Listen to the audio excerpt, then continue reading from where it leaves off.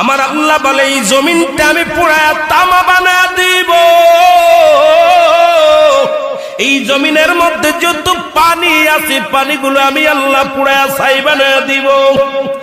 যেদিন কিচ্ছু বলতে কিচ্ছু থাকবে না, সেদিন থাকবে শুধু আমার আল্লাহ।